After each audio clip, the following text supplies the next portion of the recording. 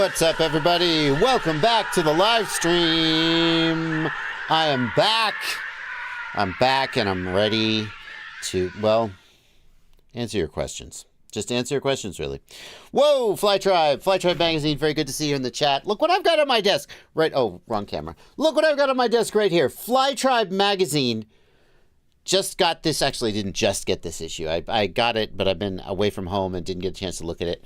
And I just had it on my desk and was looking at it. This is, well, let's face it, if you're one of the younger generation and you don't have any nostalgia for magazines, then maybe this is just a weird thing, like when your grandpa used to play, 8 tracks, right? And but for me, whoo, look who's gracing the cover. Look who's gracing the cover. Super deluxe. This is such a treat every freaking month, by month, whatever, however often it comes. It's such a freaking treat. Articles, photos. It is a lifestyle magazine about FPV. It's freaking amazing, and I love it every time it comes. It's the weirdest thing, too, because, I don't know how subscriptions usually work, but I bought the first issue, and then they just keep sending it. Are they billing me every month? Or are they just... I have a feeling they're just sending it to me in hopes that I'll do things like this. Thank you guys so much. It's amazing. It's amazing. But, what? No, that's not what we're... It's just saw you in the chat and was like, hey, I have an issue of Fly Tribe on my desk right now. What we're here to do is we're here to answer your questions. We're here to answer your questions, and that's why I've got my pal, it's Blunty, here in the chat. Hey, Blunty, welcome to the chat. Welcome to the stream. How's it going? There we go. How's it going? Let me make sure they can hear you. Hold on. Say it again. Hello. Yes, they can hear you. It's going good. I am glad to be back. It always gets me so hyped the first stream after I come back from a trip. Yeah, I'm really glad you're here. Well, I just like hanging out with you, but also because you're going to be queuing up questions. So here we've got the queue. You are already queuing the questions up. People are asking the questions. They're going to ask the questions here in the chat. Blunty will queue them up. They're going to ask the questions here in the Discord server because obviously the people here, these people here are my patrons. And so I have to pay extra attention to them because they pay me money. And that's how the world works. I think it was Jesus who said that. Lo, when people pay you money, set them on a higher pedestal than the plebs, the unwashed in the street. Wash the feet of the rich man first. No, but that's how it works here on YouTube. You make of that what you will. And along those lines, I'm off to a smoking start, aren't I, Blunty? Are you cringing? No, he has nothing to say. Here we are. If you leave a super chat, and I'll read those a little later in the stream. So that's the way to make sure that your message gets read. Super chat, a couple bucks, leave a message. I'll read those a little later, though. I always like to start the stream with, well, first of all, just some babbling. One of the things I want to babble about is that I have started to participate in Racea. Racea, if you're not familiar with it, is by the creator of iGao, the international game of whoop. This is a racing version. iGao is a freestyle competition. Racea is a racing competition. But the basic concept is that you build a track. It's a specific track. You build it out of PVC pipe, so it's super affordable to build, and it doesn't take up a lot of space. You build this track, and then you race it, and you submit your times, and then, there's a leaderboard, there's cash prizes, I'm actually a sponsor of Racea, but that didn't stop me from setting up a track today and putting some work in, and in fact, I'd like to show you guys... Hold on, any minute now. Goggle DVR. It was the second to last one. Oh, 69. This is 12. Isn't that something? Yeah, let me turn this volume down a little. Let's see here. I got a couple good laps. Where were my good laps? Yeah. No, these are okay. Not great, but okay. Hopefully we'll get to my best lap. It's really fun. It's really fun. I love racing, but this is like racing, except that instead of going out and like meeting real people, you can do it in your backyard. I got to play with my lap timer and learn a little bit more about how to use rotor hazard lap timer. That was cool, and just have some good times. My laps were in here. I don't have it. Do I have it handy? I might have it handy. My laps were. I don't have it handy. It's a screen grab on my phone, but it hasn't been uploaded yet. In the 13 to 15 second range. So, and Black Jungle points out that I am in angle mode. How dare I? I started in acro mode, and I don't have the chops yet on a tiny whoop to do stuff this small and fast. I was just significantly faster in angle mode. So, you know, I'm going to keep doing it, and maybe I'll get my shit together, and I'll switch to acro mode, because obviously I prefer... Ooh, this lap's looking pretty good, actually. Like, I'm really linked those turns up. Maybe I will start to do it in acro mode, but, you know, at the end of the day, the timing is... Oh, that was the best one. Not anymore, but it was for, like, 3 turns. It was really good. So if you are not participating in RaceGow, if you're at all interested in racing, don't even, like, obviously it's fun to win prizes, but, like, if you're like, I don't know, I'm not going to win, so I'm not fast, that's not the point. It's just super fun to participate and to try and improve yourself. And, yeah, it's really good. Okay, let's take some questions. Confused Garderoda, good to see you, as always. Max Maher asks, hey JB and Blunty, I have a Jumper T20 and was curious, how do I know the best settings as far as packet rate, telemetry ratio, switch mode? I'm guessing the higher TX power, the better. Max, I'll give you some basics here. Telemetry ratio, set it to standard. That's it. Don't think about it ever again. The standard telemetry, like there are some rare edge cases where you would need to manually set the telemetry ratio. In general, set it to standard. Don't ever think about it ever again. Unless if you are racing and you want the absolute most consistent packet rate and you don't need telemetry, then set it to off.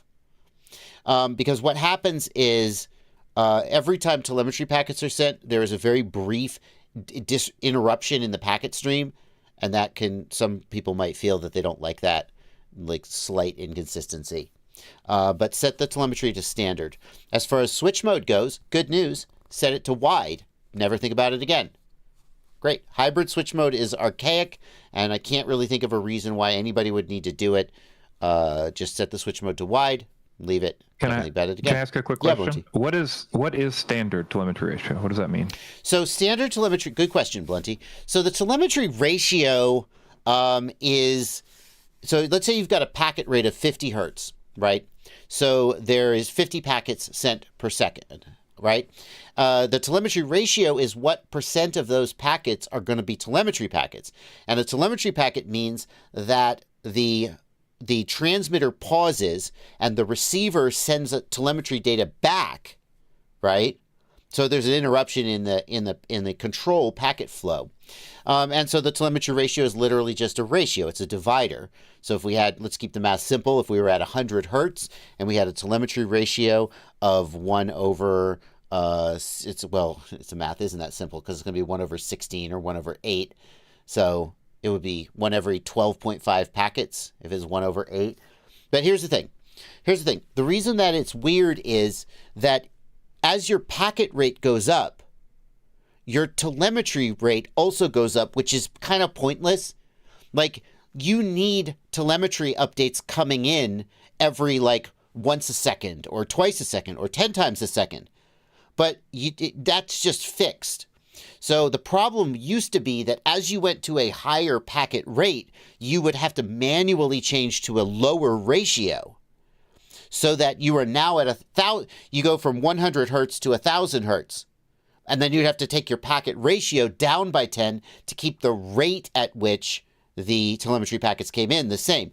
What standard does is it automatically adjusts the packet ratio based on your packet rate, the telemetry ratio. It automatically adjusts the telemetry ratio based on your packet rate so that the rate at which the telemetry packets come in stays the same. And you just set it to standard and you leave it alone and it's fine. So, telemetry ratio. Switch, Blunty, is that the question you were asking? Yeah, so basically you're saying instead of a number in there, you'll set standard, and that standard will change based on what's happening. Is that correct? It'll change based on your packet rate automatically instead of you having to do it manually. The only reason you would ever do it, you would ever change to a manual packet ratio, is if for some reason you knew that you wanted telemetry packets to come in particularly fast or particularly slow. Now, why would you want that? I have no idea, and most people wouldn't. The last one is going to be... Yeah, go ahead. Oh, sorry. And then I would also just ask, is that a 3.0 thing? It is a 3.0 thing. So before, and I took that as given because I'm hoping that these days everybody's on ExpressLRS 3.0. But before ExpressLRS 3.0, the standard packet rate didn't exist. The standard telemetry rate didn't exist. So yeah, you do need to be on 3.0. Yeah. So then packet rate. The higher the packet rate, the lower the latency, but also the shorter the range. I find that 250 hertz is a good balance for what I do. If all you ever do is close-up racing, then you could go all the way up to 1,000 hertz, but the range is significantly slower. Significantly lower, but the latency is significantly faster. And then the higher the TX power, the more range you get, but it also wastes your battery. So again, if you're racing, you might stay at 25 milliwatts because you just don't need a shitload of range. We got a question here from S. Veslova. My Mark V from GetRC with SpeedyB F7 V3. After snorkeling works perfectly. I'm guessing it went in the water, but only with the battery and USB-C. As soon as I disconnect USB-C, I hear half the beeps, and there are no LED lights on the flight controller. So it sounds like the flight controller 5-volt regulator is dead. Frankly, if it was in the water, like there may be other things damaged about it, but at the very least, your 5-volt regulator is dead. What you could do is you could get an external 5-volt regulator and solder the output of the 5-volt regulator to one of the 5-volt pads on your flight controller, and that will get it going again if you absolutely didn't want to just get a new flight controller. It's a little bit janky, but it will work. I see people in the chat talking about the bot grinder and drone camps thing. I actually recorded a video about that, then didn't release it. But it's the kind of thing I might be convinced to talk about on a live stream because I do have a strong feeling about it, so I may talk about that later, but I'm not going to talk about it right this second. Instead, I'm going to take more questions. Steven asks, should the flight controller be hooked up and firmware flashed as soon as I get my flight controller or after I put the drone together? Stephen, there are people who say that before you solder on the flight controller, or solder, depending on where you live, you should take the flight controller out of the box, plug it into USB, and just verify that it works. You could flash it if you want, but basically just verify that it works. Because if you have a DOA flight controller, and it's been soldered on and installed in the quad, then when you try and get a warranty or replacement, it's going to be a little bit harder because they're going to kind of wonder if you damaged it. But if it's fresh out of the box, you plug in USB and it doesn't even power on, there's just no question that it was like that from out of the box, and it's a little easier to get it replaced. It's not always possible to get it replaced, but it'll be a little easier. So there's no harm in doing that. So I don't do it on every single build, but there's no harm, and it's a good idea. CDFPV says, what goggles do you recommend for a beginner just starting to get into FPV? This is a deep topic. We've talked other times on other streams about the best goggles to get in various contexts. The short answer is, if you're on a tight budget analog goggle like the Eachine EV800D or the new Fat Shark. There's a new Fat Shark analog goggle that's about $100. Either of those is a good choice. Analog is the most cost-effective one. If you have a larger budget and you decide to go digital, there is no clear winner. There are pros and cons to HD0, Walksnail, and DJI, and that's a deeper topic that I think we're not going to dive into right this second. Wotan wants to know, where do you see DJI, Walksnail, HD0, and Analog in 5 years? That's a tough one. That's a tough one. I think it's easiest to predict that DJI will continue moving the bar, right? Historically, DJI raises the bar. Every 18 months or so, they release a new generation of product that is a little bit better and a little bit more performance than the last one. And it's hard to imagine that changing, although, the world's a crazy place, who knows.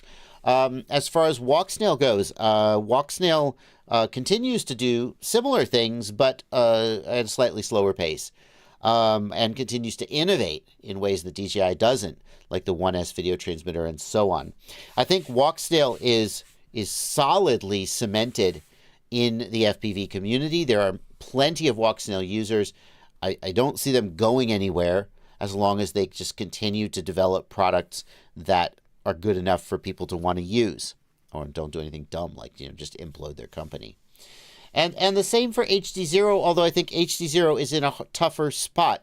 And the reason I say that is that Walksnail and DJI are sort of tied to hardware in a different way than HD0, because DJI develops their own silicon, or that's not even quite true. DJI works with manufacturers of systems on chip, SoC.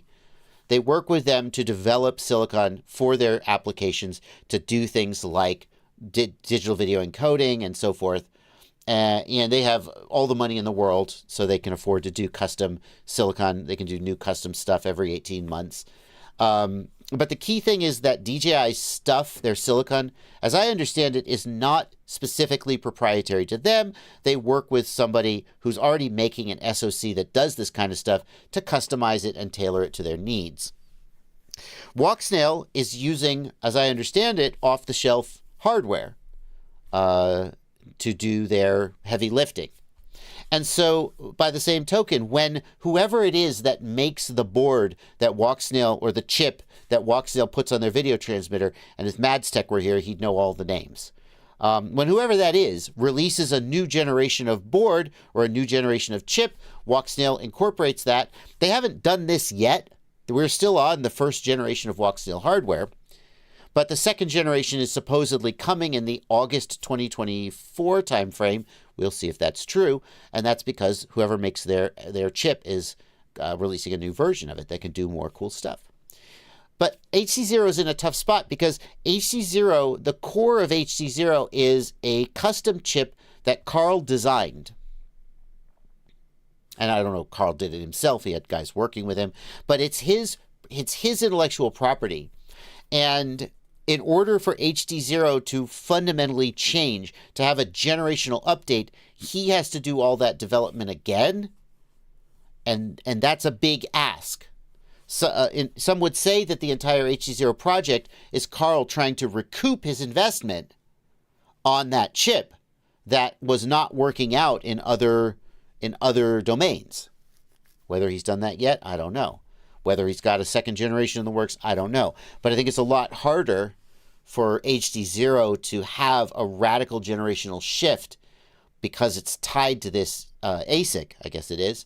It's tied to this ASIC, and designing a new ASIC is a big deal. And it doesn't seem like HD0 has all the money in the world like DJI does. Or using off-the-shelf hardware that they can just put a new generation in, like Walksnail is. Ryan Quellet says Carl is working on the next generation chip now. He's been public about it. That's great. I didn't know that. Yeah, that'd be amazing. It'd be really cool to see what the next generation of HD0 is going to contain. Okay, it's 8:25. Let's take some super chats. We're going to start with this super chat from Airbus Driver 84 for $5 and another $5 from Airbus Driver. Thank you for your generosity. Fly a 3.5 inch with a Vista T-Motor 1507 Mamba stack.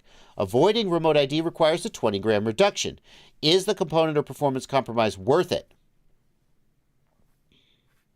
Worth it in what way? To avoid remote ID? Only you can make that decision. Anytime somebody decides to take a legal risk, then that's a personal choice as to what the consequence, because the consequences will fall on you. Realistically, as long as you don't fly like an idiot, the chances of you getting dinged for flying without remote ID are very, very small. When you fly your drone over a sports stadium, one of the things that they will get you in trouble for is not having remote ID. But the reason that you're in trouble today is because you flew your drone over a stadium. And if you just fly around a park, if you don't post on YouTube, that's another thing that can get you attention. If you just fly your drone somewhere without, being a nuisance or making a spectacle of yourself, then whether you have remote ID or not is almost no chance of anyone caring ever. That's my opinion. So is the reduction in performance worth it? Well, some people would say that any compromise for remote ID is not worth it because it's toothless. Some people would say that. If you care about that reduction, then you got to find those 20 grams somewhere. Like 1507 motors, like if you were to go to a 2004, I don't know, is that lighter? I'm not actually sure if a 2004 is lighter. 1507 is a little bit of an older motor for a 3.5 inch. You could go down to 1404s. I've flown a 1404 3.5 inch, and it was like pretty good. I don't know. Cali FPV says, is there a easy way to test and see if your capacitors are still doing their job? Thank you for $5, Cali FPV. Yes, many multimeters have a capacitor test function. You put it in capacitor test mode, you put the probes on the legs of the capacitor, and it measures the capacitance. Yay, amazing. One thing though, you have to disconnect the capacitor from the circuit. If the capacitor is connected to the circuit, you'll be measuring the parallel capacitance of all the capacitors in the circuit, and that could throw your numbers off. So if you suspect that your capacitor might not be good, the first thing you've got to do is desolder it or cut it off the drone and measure its capacitance, and then you'll know how close it is to its nominal value.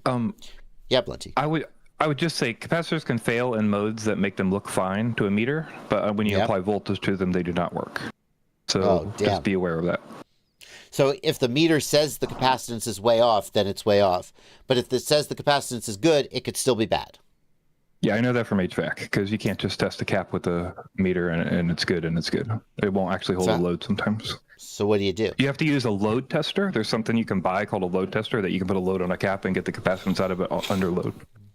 Yeah, but well, or you could just get another capacitor. We don't have that. They're like 4 cents. Yeah, and in these cases, it's so cheap that it's just better to swap. In HVAC, it's like a $30 Oh, yeah, cap. no, the capacitor could be really expensive, yes. Yeah. Interesting.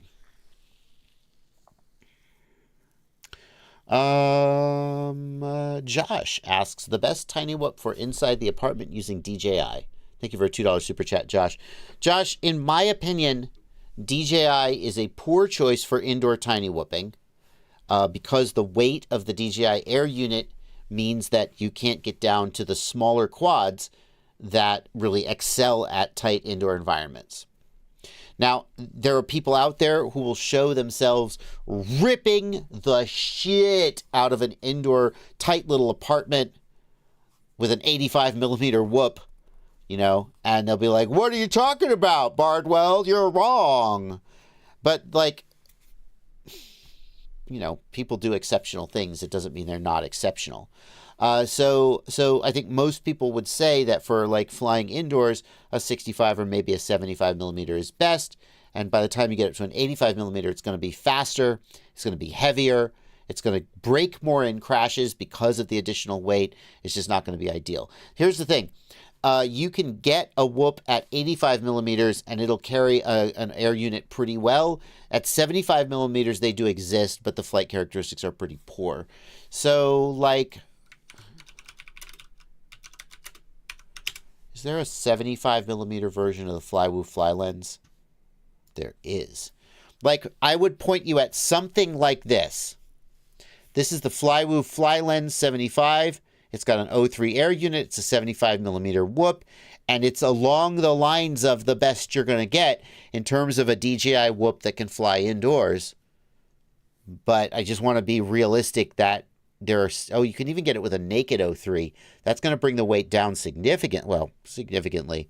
O3 light takeoff weight of less than... Oh, God. Barf. 100 grams for a 75 millimeter. Like, Blunty, can I put you on the spot? What's like a typical 75 millimeter, like, analog drone weigh? Ballpark. I mean, yeah, I have no idea offhand. I'm going to guess 40 grams. So I was going to guess 40 grams too, so we must be right. I had also 40 grams in my head. So this is like real heavy compared to an analog. But it's you know, it's a 75 millimeter and it will fly. Let me throw another question out. Like, should you just go to an 85 at this point? Like, it's already so heavy. Should you just, like, say, screw it? I think you need to be asking why you're buying this. Like, my answer is, do you just want a whoop? Like, what is the point of this? Do you need a ducted thing to fly inside? Do you need something you can't hit people with? Inside the apartment. So let's say his goal is... 85 is going to start to kick up a lot of air, and it's going to be real rough. Like, 75's already... can only do straight lines and not curve very well. Like, I think you're trying to do something you can't really do. Like, that's where I go with this, right? I think what we're saying is that there isn't any great answer for a DJI-based tiny whoop that can fly inside an apartment. It will always be a lot of compromises, but I would point you to something like the Flywoo Fly Lens 75 if you insist on trying it. Taylor Owen. Super Deluxe. Email news@fpvknowitall.com with the information about your $1,000 grand prize freestyle contest. Email news@fpvknowitall.com. Nick Burns agrees. 85. Nick Burns knows a lot about microdrones.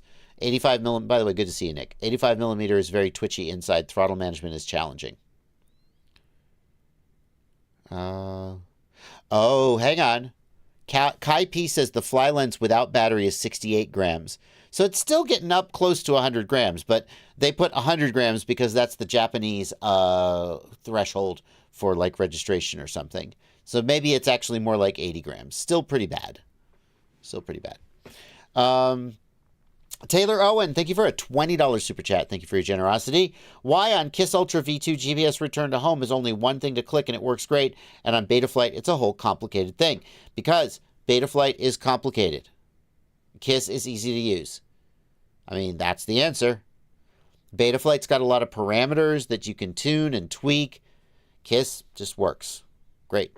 What more do you want? What do you want me to say? It's a different design philosophy. One of the things to keep in mind is that Betaflight has to run on hundreds of different flight controllers. So when you have control over the hardware, like the Kiss Ultra does, there are choices you can make to make things easier to use that are more difficult when you're flying on a bunch of different things. The other thing is that with Betaflight, you have all the knobs and dials to turn, which means it's complicated, but it also means you can tweak it and make it do exactly what you want it to do. Whereas on Kiss Ultra, I don't know about Kiss Ultra GPS return to home specifically, but traditionally with Kiss, there were fewer knobs and dials, which meant that there may be fewer tools to help you solve problems. Like, if it works, then it works great. But if you're for one of the people for whom it doesn't work great, there may be fewer options to solve those problems because they don't give you the knobs and dials. So it's just whatever you like. Garter Rotor, thank you so much for a $5 super chat. Thoughts on the Toolkit RC Q6 AC charger? Well, no, but I will in a minute. Toolkit RC Q6 AC. Whenever I talk about Toolkit RC, I have to say, Toolkit RC quality control, in my experience, extremely hit or miss. It's very weird because 533, that's Evan Turner's company. 533 has branded Toolkit RC chargers. Toolkit RC makes them for 533, and 533 wouldn't sell these if they were garbage. I have talked to stores. I'm not going to name names. That would be disrespectful and inappropriate. But I have talked to people who work at stores, and more than one of them has said, we don't like selling Toolkit RC because the defect rate was so high. We got a lot of returns and a lot of warranty issues, and it's a pain in the ass. And when Evan Turner showed me this charger, the first thing I said to him was, "Oh, Toolkit RC, really?" And he was like, "They've been great for us." And he has repeated that statement at other times. I've seen him say this in the past and the present, so it has remained true. He swears by these. And I just wonder if Toolkit RC makes sure to make the 533 quads on a Monday, and then 533 chargers on a Monday, so they're all good. I have to wonder if Toolkit RC has an extra QC check for 533 or something, because it's such a different story from 533 than from other people. But there are many people who use who use Toolkit RC chargers and like them. I have a Toolkit RC charger in my travel kit. I bought it at Rotor Riot Rampage because I forgot the power supply for my charger. I forgot was it the cable? I don't remember what I forgot. I didn't have a charger, and I bought it. And one of the cells was miscalibrated, was off by 0.1 volts. And I recalibrated it there at Rotor Riot with a multimeter, and it's worked perfectly ever since then. But I have to say, the QC on Toolkit RC is hit or miss. And so when you buy it, I think on some level you're rolling the dice a little bit. Apparently, unless you buy it from 533. But with that disclaimer out of the way, let's talk about the Q6AC Quad Smart Charger. Oh, I know this one. No. Blunty, did I talk about this on a previous stream? I know I've talked about this. Yes, because of the shape of it. That's the only reason I remember. Yeah. We talked about what it looked like. And I actually may have put it in my new product roundup. I may have talked about it in my new product roundup. Did I? I got to do another new product roundup. No, this is a really old one. January 2024. There we go. Well, I think I talked about it then.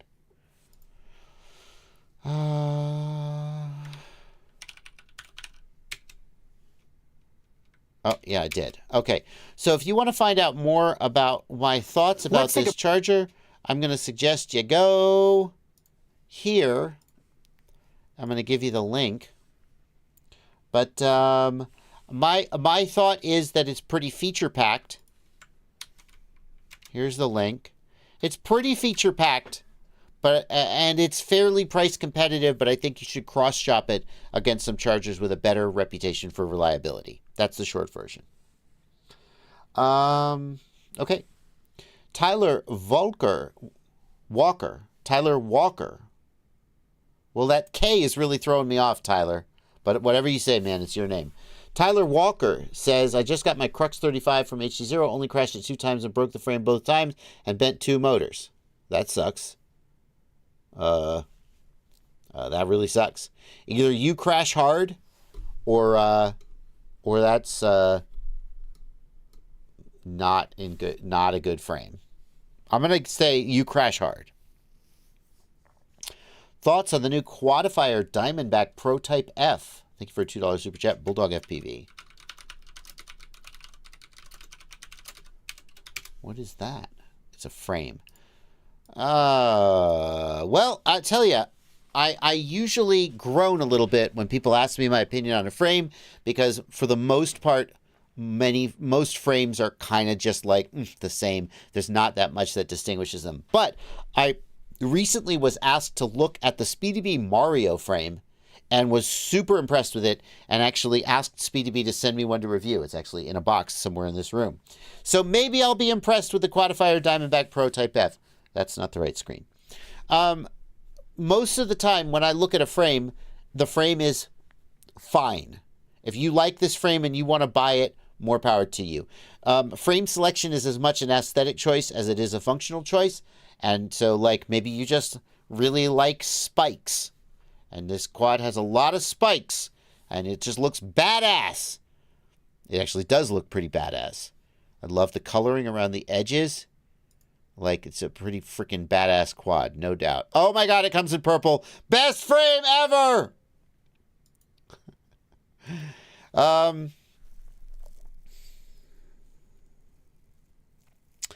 not a fan of putting the XT60 here. The reason being, how does a GoPro mount? Wait a minute. It sure looks like a GoPro would mount between these 4 screws. How would that happen if the XT60 comes out the top? Show me the GoPro mount. They're not going to do it.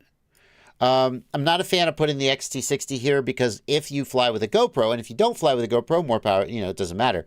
But if you fly with a GoPro, the XT60 gets in the way of the GoPro leaning back and pushes your battery back.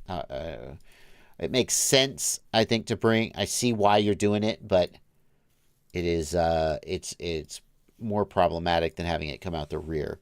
Coming out the rear has its own problems, but not a lot of detail about the frame, just pictures and colors. Like, I can't really see a close-up of, like, how the flight controller mounts and so forth. 30 millimeter and 20 millimeter. So, like, clearly this has been, like, if you think about the Chris Rosser AOS 5, Chris designed that frame with, like, almost no eye towards aesthetics, and it was all about functionality. This frame has obviously been designed more about aesthetics than functionality. Like, this here, like, these spikes help protect the motor, sure, but, like this sharp curve is probably creating a stress point. So, like, like, it doesn't matter. Who cares? It's definitely been designed with an eye towards aesthetics. And they're pretty cool aesthetics. TPU camera mounting. So it's got camera soft mounting right here. Camera, it doesn't look like the camera can move front and back. That's annoying. So, like, you see, here's the camera mount. There's no way to push the camera back or front depending on the length of the camera, as far as I can tell. Obviously, you could do a custom 3D print, but you can't go further back than this, which is a standoff, as far as I can see. And yes, it's slanted, but the front is also slanted. So it seems like I love it on a frame when you can move the camera to get the camera just flush with the front standoffs. So it seems like there's going to be some cameras that stick out too far and other cameras that you have props in view. I see. This is a 3D print. Cute. It's not super roomy in the back. That's okay. There's plenty of tight frames out there. There's kind of a lot of room in the nose. Is it trying not to have props in view? It's fine. Like a finely honed katana, slicing through the atmosphere and any challenges it encounters effortlessly. Marketing is such bullshit. It's like a finely honed katana. It's an engineered masterpiece designed to look fierce and perform with unmatched prowess in the air.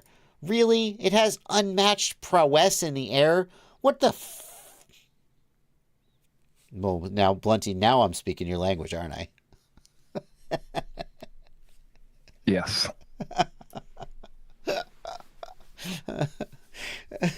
It slices through the atmosphere and any challenges it encounters effortlessly. Well, actually, because drag increases as the cube of surface area versus speed, it is impossible for it to slice through the air effortlessly. Some effort or work must be required in order to slice through the air. Let's move No, on. but the work is being done by the Earth's gravity, right? All right, sorry.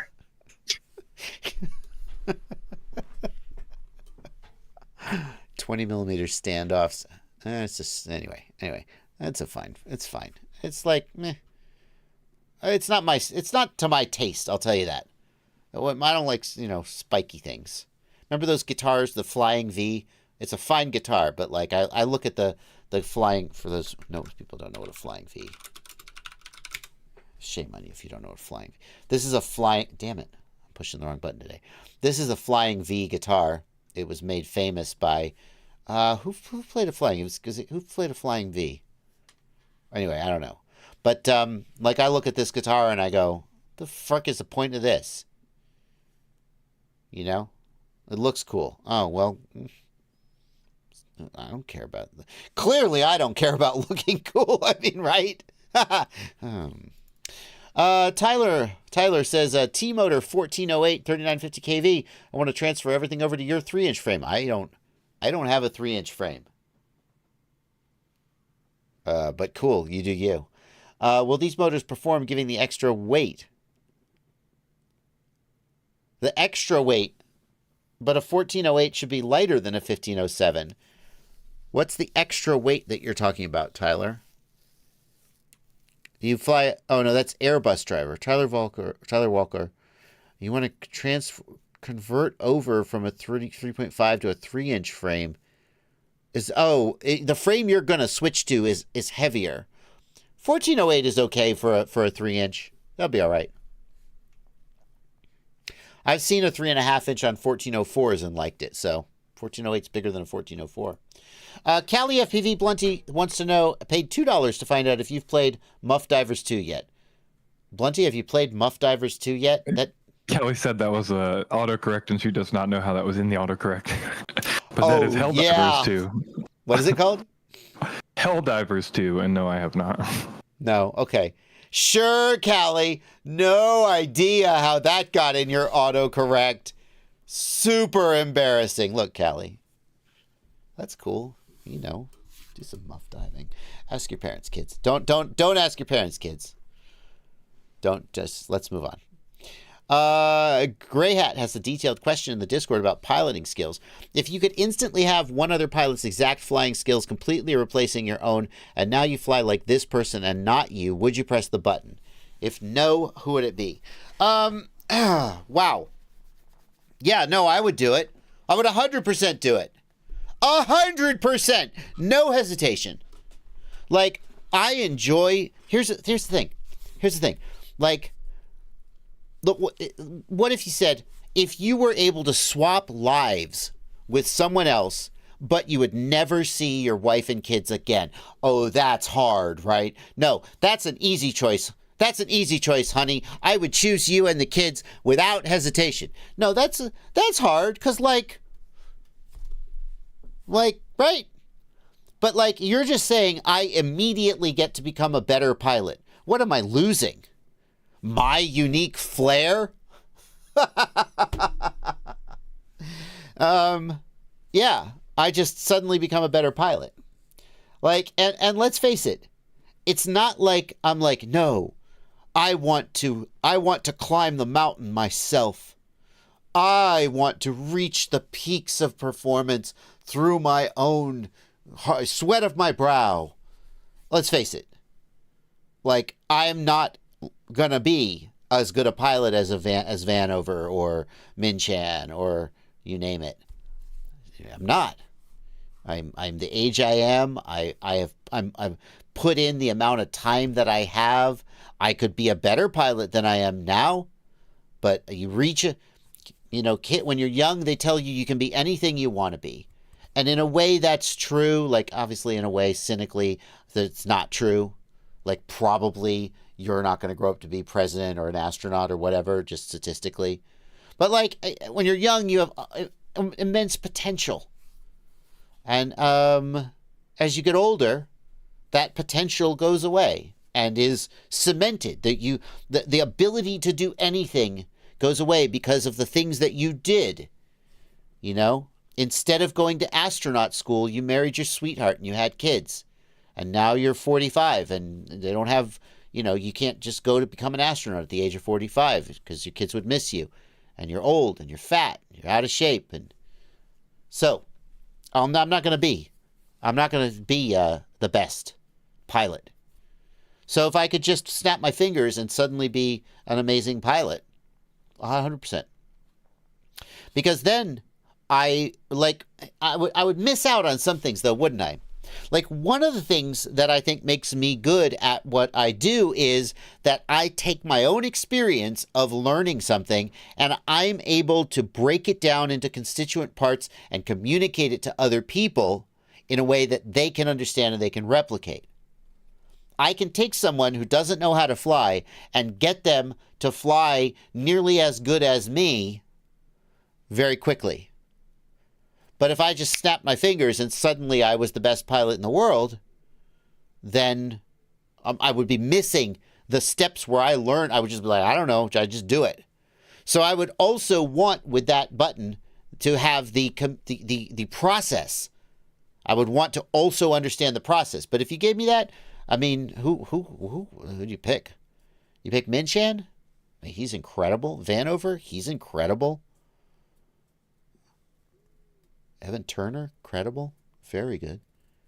I mean, there's just any number of pilots you could pick who are extraordinary pilots. I'd pick somebody. The thing is, Minchan's very good, but he's also so technical. Like, his freestyle is jaw-dropping, but in some ways, I don't know. I hesitate to say anything vaguely critical of Minchan because he's so good. But, like, there are freestyle pilots who just have, like, more sort of soul. Like the difference between, like, 3-chord rock and roll, just belt it out, and, like, technical classical music.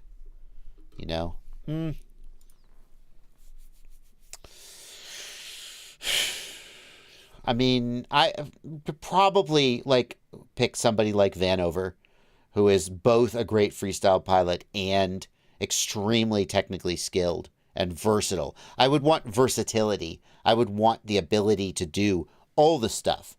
So, like, Vanover doesn't spang, but I bet I could figure out how to spang if I was him.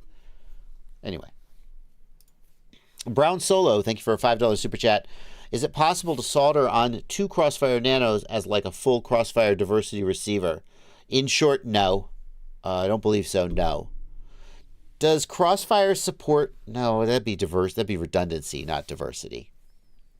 So I think the answer to that is no. J&K Tech Stuff says they would take Mr. Steele's skills. So Mr. Steele is an excellent pilot, but to me, Mr. Steele is very in his lane. He's very good at the things that he's very good at, but he is not a virtuoso, right?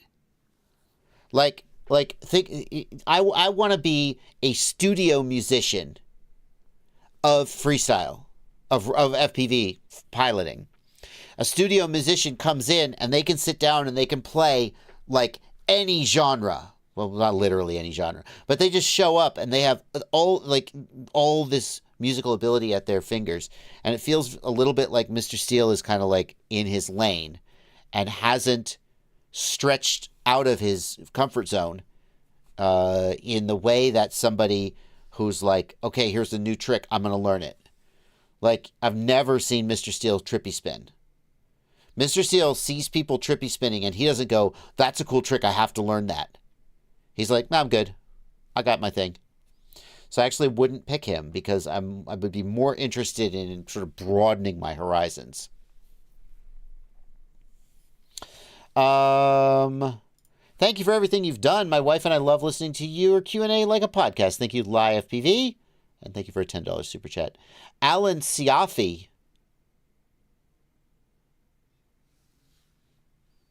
This looks a lot like Ciati. Is this a... Thank you for your support during the last 7 years. Thank you for €2, Alan Siafi. I assume it's a coincidence. Ike Queen FPV asks, how can I recharge a lithium iron phosphate battery It's a 4-cell battery with an integrated balancer, but my iCharger won't start charging it without a balance lead. Thank you for a $10 super chat. Ike Queen, most chargers have the ability to force charging without a balance lead. On all my chargers, when I start a charge cycle, if I say charge and there's no balance lead, it says start charging without a balance lead, and I click OK, and it does it. On the iCharger, maybe there's 2 different cycles, the charge cycle and the balance charge cycle. And so you could try the regular charge cycle. I'd be really surprised if there wasn't a way to force it to charge without the balance lead, though.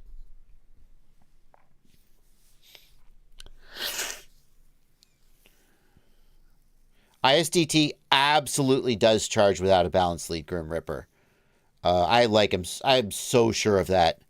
Like, I don't have ISDT chargers to... Wait. Like, at 100... I do have an ISDT charger, and it 100% does. But we're going to find out. Oh, come here.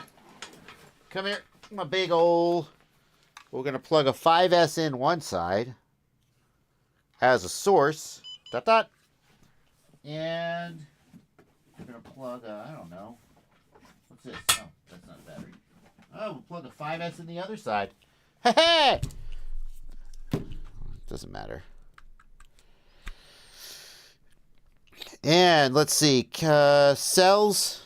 Hang on. 1 amps. Oh, great. The frickin' touchpad is effed up.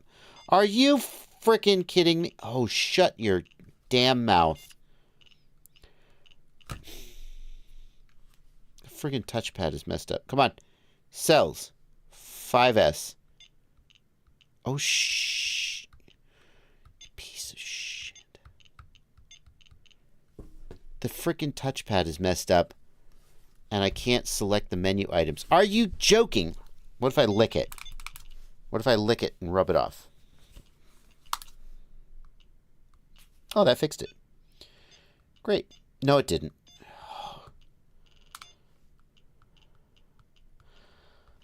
Oh my God. I just want to prove a point. Come on, 5S. Shit. Oh my God. Oh my God. The touchpad on this ISDT charger is effed up.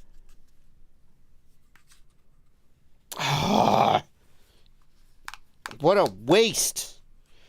What a waste! I just sold one of these. I accidentally bought 2. And I just sold one to a guy who needed an 8S charger. I hope his isn't effed up. Night Owl says, yeah, it's a known issue. Well, is there a fix for the known issue? Jesus Christ. I'm sure that ISDT can charge without a lead. No offense.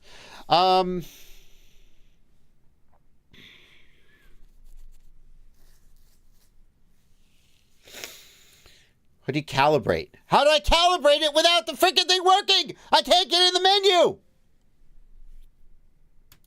Moving on. Let's talk about drone camps. We're done with the super chats.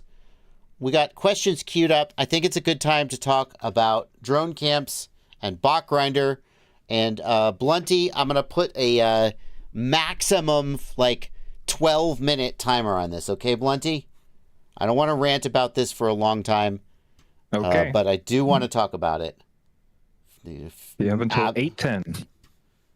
12 minutes. Okay, that's fine. So, long story short, Bot Grinder did a video.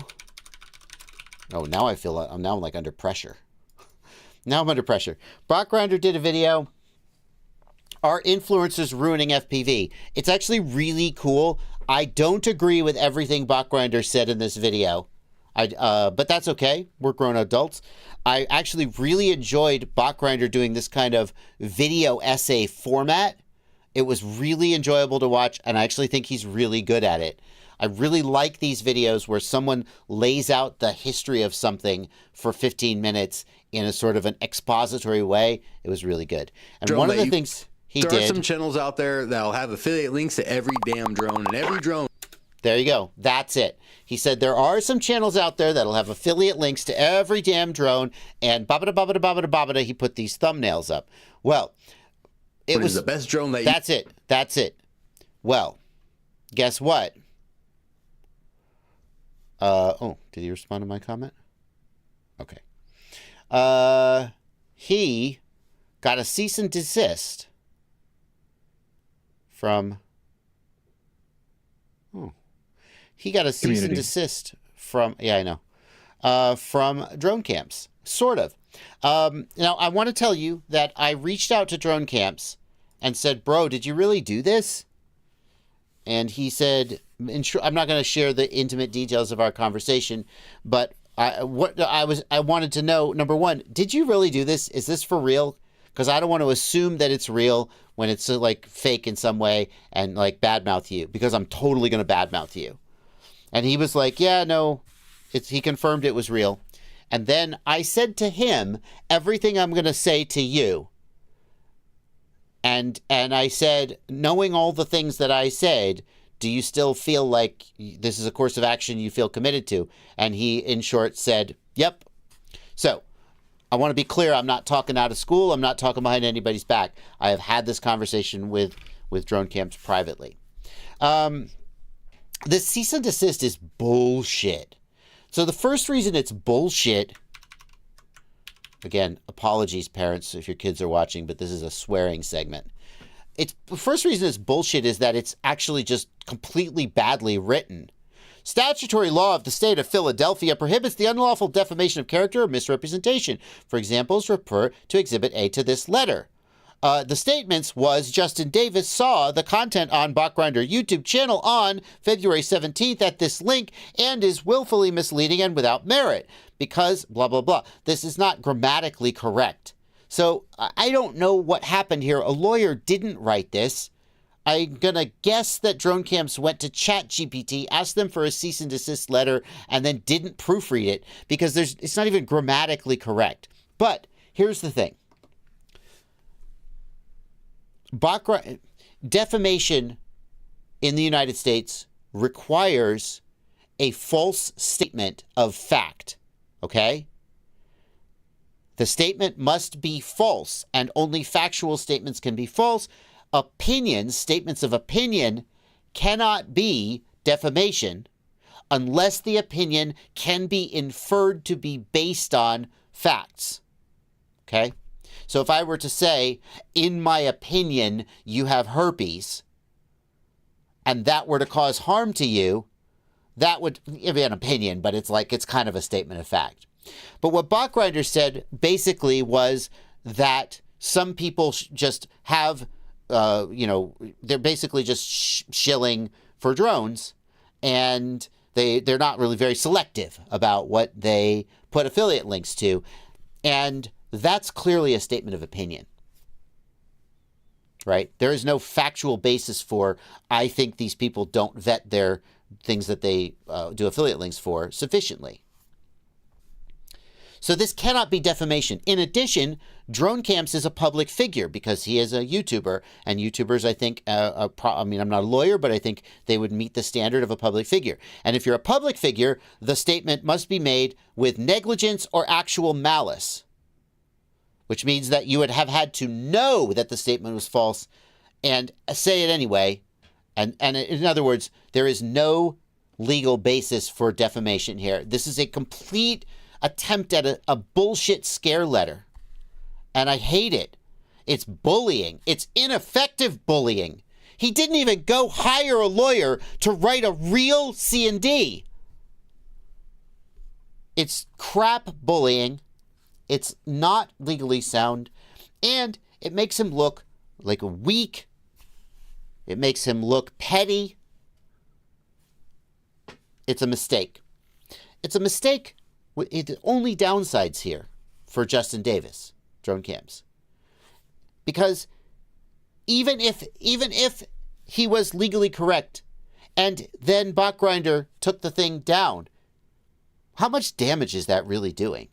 He is going to take a huge hit from this. I assume his inbox is full of people telling him to F off to no positive effect whatsoever. This was a huge mistake.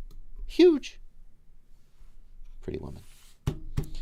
And I said to him, I think you're making a huge mistake or something along those lines. So just so you know. All right. Just real quick, in case you didn't know, he posted your entire conversation and made another comment on his YouTube channel on his community page. I mean, that's fine. I'm surprised to hear that because that was private communication. He and said you'll you're notice... victim shaming, you hurt him, you put all this kind of shit. Okay, I'm going to need extra time. So that's fine. I linked it in the Discord if you want to see it. I generally don't say things in private that I wouldn't say in public, although obviously there are exceptions to that. And I'm not surprised or offended that I am surprised. I'm a little surprised that he shared that. I did not share the screenshots of our messages because I thought that would be inappropriate and disrespectful. I put a link in the Discord for it, just so you know. He's just lost his freaking mind. He lost his freaking mind. Stand up for yourself when targeted. Okay, you can stand up for yourself when targeted. So first of all, you are not being cyber bullied. This is the mildest of criticism. Like, how shallow and weak and petty are you that you cannot take this extremely mild form of criticism? Like, right? You're not being cyber bullied. You are existing on the internet and someone said something vaguely critical of you and now you've lost your mind. Like, be better. Be bigger. If you're Drone Camps RC, 196,000 subscribers and you can't handle someone implying that you are like kind of maybe shilly, you're just unqualified for the job. But I'm going to go look and see where's this fucking community page. Drone Camps. Community. Looks like Joshua Bardwell does not want Drone Camps to stand up for ourselves. After BotGrinder used our thumbnail images in his video claiming reviewers with affiliate links are not genuine. Tell the victim to should be quiet or more harm will come to you. It will make you a target. This will hurt you. If you see a news story, oh, I see what happened. I said to him, Blunty, people are submitting this for the news, and I think we have to talk about it. I mean, I guess it's fair game. Did he share the whole thing? Did he share the whole conversation? No, he didn't share the whole conversation. He just shared the final message from me. Oh, thank you. Thank you for covering up my email address completely ineffectively, but it is public, so who cares? Yeah, I said we're going to cover this on the news, and I think you should know. Well, fuck, I'll just show the whole fucking conversation. Ooh, I am swearing. Wow. How am I doing, Blunty? 9:06. I got 4 more minutes. We're doing pretty good. I didn't know he was going to frickin' share our conversation. I feel like that should buy me a little more time. We'll see. It's my live stream. I can do it if I want. So, fine. We're sharing emails, right? Is that, Blunty? Is that over the line? Like, if he's sharing my emails, does that open the door for me to share the whole conversation? 100%. 100%? Okay. If you say because he didn't include context. Like the problem with the problem with what he's doing is he's sharing a private conversation he didn't tell you about, and he's not sharing context or his replies or anything that happened in the conversation. So to me, that's extremely disingenuous. 2 wrongs don't make a right. If it's wrong for me to share this, then I want to do the right thing. I don't give a fuck. But it sounds like you to clear up the conversation. Yeah. I mean, that's so. Here's the whole conversation. I said, "Did you send the C&D to BotGrinder, or is it fake, or what? People are submitting it to the news. Oh no, I've shared my email on the internet. People are submitting it for the news. I'd like to get your side of whatever that is." He says he wouldn't respond. I was just wanting him to talk. No legal action at this point. He has caused us much pain, suffering, subscriber loss, hate, reputation harm. We want him to remove the defamatory video and our IP from his video. Not threatening court. You are threatening court. That's what a C&D is. I don't think a news item will help us. I think it will further the hate. Oh, yeah. I'd like to keep this between him and me, but he refuses to talk to me. Public bashing is not nice. Okay. Love to chat about it sometime. I'd appreciate you not fanning the flames, though. It was supposed to be private. Listen, you dumb... oh, no, let's not get personal. When you send someone a cease and desist letter, they're not going to keep it private. How, like, just, what, but where's your head at? Where's your head at that any part, like, how did you think this would go? That he's going to keep it private? This is the most entitled conversation. This is the most entitled BS I've ever seen in my life. I had a problem. I shared a thing. Nobody should have shared it. It should have all been private. Who gives a fuck? Do exactly what I want. Fuck you. That's exactly what he's doing. He's putting himself in a position of being a victim and then saying everybody else is wrong because he's a victim. So no matter what you do, no matter how you reply, no matter what you respond, it's all everybody else's problem except the victim in this case. We're not idiots. We're not 10. We're not stupid. We can all see the context of the situation, the video that came out, what was in the video, and your reply. If somebody shares that, that's your problem. You sent it, you idiot. Wow. Jesus. Wow. This is so stupid. This is so entitled. Grow up. Go to a fucking, if you need to go to a therapist, go to a therapist. This is not proper behavior. This is insane behavior. And you need to take a look at what you're doing, go back to the drawing board, and figure out what you're doing. Do you even want to have a channel? Are you doing it because you have to? You need money for your family? Because that's what you said in the past? Then that's a problem. Because you're doing something you hate. Because that's what it seems like. Because that's why you respond like this, right? Why else would you respond like this? You're a YouTuber. You have 200,000 subscribers. What kind of message did you think Bardwell has gotten? What kind of videos have been made about Bardwell? This is ridiculous. It's absolutely setting a double standard to every other person in the entire YouTuber community because you're special. It's total BS. It's total BS. So unfortunately, the C&D was supposed to be private and Botgrinder shared it. How mean of him. We are getting hordes of online harassment. And I said, no shit you are. What did you think would happen? That was just my honest off-the-cuff reply. Public defamation and harassment hurts people's business and rep. I said, let me be open with you about my take. And this is the message he shared. I said, this is a huge mistake. And I say this was me going to him and saying, I'm going to be open with you about how I feel about this. Because if there comes a time when I make a public statement, these are the kind of thoughts that I have, and I want to make sure you've heard them from me in private and had the chance to respond before I say them in public. I did not go just release a video about this. Even if you had grounds for a defamation suit, it would be a mistake to pursue this. It makes you look like a bully. It calls more attention to the video and makes you a target. Then we can talk about the legal case, which I talked about already. In every possible way, you are working to your own detriment by sending the cease and desist. There is no upside for you here at all, not legally, not financially, not in terms of your reputation or your social capital. There are only downsides. On a personal level, you look like a bully, using legal threats to stifle speech that's critical of you, and you're doing it against somebody that I consider a friend. And I want you to know that I will express these same opinions when we cover the story on the news. And I had to word this very carefully because I didn't want it to sound like a threat. I didn't want, and if someone says, I just want you to know, I'm going to do something that's bad for you, it sounds like a threat. But I also needed to say, these are my thoughts, and these are the things that I will express, and I don't want to shit on you without having given you the chance to respond and letting you know how I feel. If there are any additional developments between now and Tuesday that might affect my interpretation of the story, then I will take that into consideration. In other words, if you want to stop being a dumbass and wind this back, there's still a chance.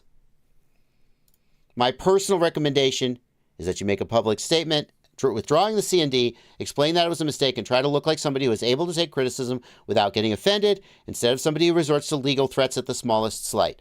Again, very difficult to thread the needle of not sounding like I'm like making a threat or making an ultimatum, but also just on a personal level, I think you're fucking up, and this is the thing you should do that will make it right for you. And then, okay. He said, I want him to remove reference to our intellectual property. And I said, I understand that you want that. There's no legal basis for you to demand that, and doing so makes you look petty and weak. Having people take shots at you comes with being a creator. You are taking the bait, and you are amplifying what was a forgettable call-out into a battle of two titans. The only thing you're doing is making people who are ambivalent about you decide they don't like you, etc. We're almost on the end of this, but I thought it was worth it because apparently he's the victim here. What does the chat say, Blunty? Are they done with this? Are they down? Are they all about it? I wouldn't say so. All right. What does the chat have to say? Cue some comments up for me. What do we got? What do we got? We got anything interesting? I mean, it's a lot of. I'd just say like.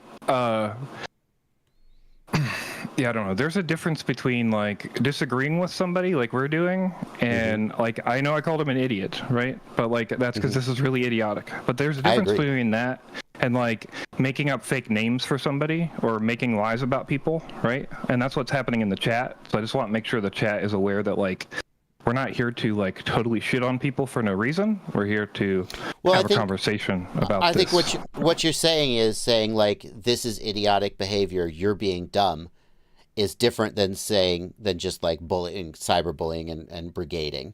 And I would be appalled if people from my live stream then went and like brigaded him or cyberbullied him. In other words, he's trying to play the victim when he is the bully. Do not make him into the actual victim by going over there and actually cyberbullying him. Do not do that. Do not do that. If you see a news story coming out, it may be one-sided. You son of a bitch. It's not one-sided. I talked to you and gave you the opportunity to say your piece. It's not one-sided. You just didn't like the way it came out. You will determine whose side JB is on. JB states Bot is his friend. I am on Bot Grinder's side, both because he's my friend and because he is in the right, and you are in the wrong. Watch our channel subscribers suffer because they fanned the flames of hate. You did this to yourself! We were slandered in Bot's latest video. You were bad-mouthed. That's not the same. You were barely bad-mouthed. Go ahead. All right, we should have a meta conversation now. This is a conversation I want to have, and I'm curious to know what the chat says, because I bet I know what they're going to say, and I don't know that they're going to agree with me. Okay. I don't think this is news. Oh, I don't think this belongs on the news. That's correct. I mean, I see why you would say that. I mean, at this point, it doesn't need to go on the news because now that we've got a live stream clip that is, I mean, I think it deserves to be addressed, if only because I don't like someone bullying. Blunty, I recorded a reply to this because I was like, this guy's being shitty. He's being shitty in a way that gets my hackles up, and he's doing it to somebody that I consider on some level a friend. Like, I don't want to overstate like how much Bot Grinder loves me, but yeah. And so like that was 2 strikes. I recorded a response and didn't publish it because I was like, you know what? So no, but I think it does need to be addressed, especially now. And well, we have a live stream clip for the live stream clips channel. Cool. All right, great. Okay, well, anything else in the chat? Anything else in the chat that needs to be replied to? I mean, there's a lot, not necessarily that needs to be replied to, but people are feel some type of way about this. That's for sure. I would say that if you want to demonstrate your disapproval, then silently unsubscribe. Don't go argue with him. Don't go call him names. Don't go cyberbully him. Take the high road, which is what he's not doing. Just let his analytics reflect the response to this. And I have to say, I'll say one more thing, and then we'll wrap up. We've gone a little bit long than I intended, but I didn't know it was going to go this way. I have to think that he's in a bad spot. I don't know, but like either he's just a really sort of petty person who just overreacts to slights. I don't know if he has a history of doing this, but for him to react to what is like people in Bot Grinder's comments were like, where did he even mention drone camps? Like they thought some of the at least 2 of the commenters were like, man, drone camps really called himself out because Bot Grinder said shill's gonna shill and he sent a CND. They didn't even know he was referenced. It's less than a half a second that he's on screen and it moves on.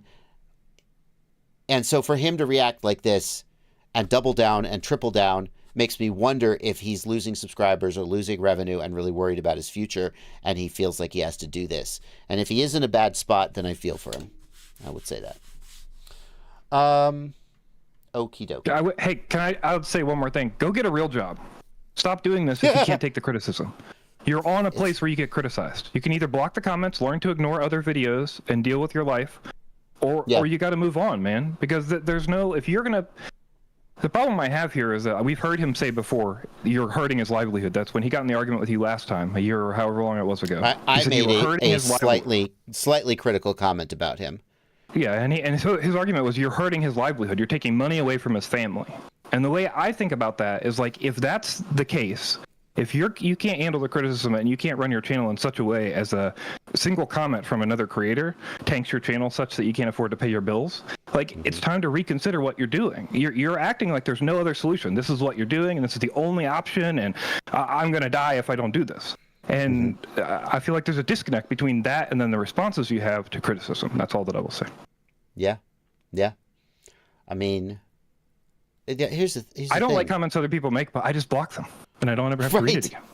He has 200,000 subscribers. I don't know what his view count is like, but he has 200,000 subscribers. He's wildly successful. If his subs are down and his views are down and his revenue's down, that reflects the content that he's making. It doesn't reflect what BotGrinder did. You make good content. You have an audience who likes your content. You serve your audience. You cross your frickin' fingers that the algorithm doesn't screw you in some way. And then some other, like Bot has 40,000 subscribers. Justin has 200,000 subscribers. You're winning, man. You're winning. You know what I do when some stupid little punk with 2,000 subscribers talks shit about me? I laugh, and then I go look at my analytics at how much my revenue was, and then I just forget about it, and I get the fuck back to work making content that serves my audience, and I never think about it again.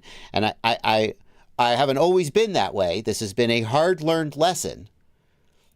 The times in my life when I have overreacted to criticism were times when I felt insecure. And I felt like I had to fight against every little slight. Or times when I was just spoiling for a fight and felt like getting in the mud. So. Okay. Okay, can I say one more thing? Absolutely. You're supposed to be the timekeeper, Blunty. We're going long. Go. We have to just say this because we're not going to do it on the news. Okay, so my last thing I want to say is to everyone else, okay? This is going to be a probably controversial take based on the current, where everybody is, okay? I personally, you can do whatever you like. I personally do this thing where people say split the art from the artist, okay? I don't really care who makes what. I don't care what they did. I don't care what their past history is. I don't care what they do with the money they get from the content. I watch content because I like content. I consume content because I like content. You should not watch Drone Camps because of this feud with BotGrinder. Oh, yeah. You should not watch Drone Camps because you don't think his videos are good content. If you think they're good content, you should watch them because they is valuable to the hobby.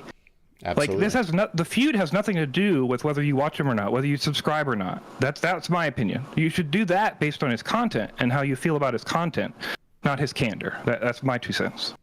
Okay, I agree. All right. The frickin' Discord server has a lot of stuff. Let's move on. We're gonna get back to serving our audience by helping them and answering their questions. Let me just check. There have been some super chats, some comments that have come in. I know you've queued some. Thank you, Super Deluxe. I was told there will be a camp. There are no camps.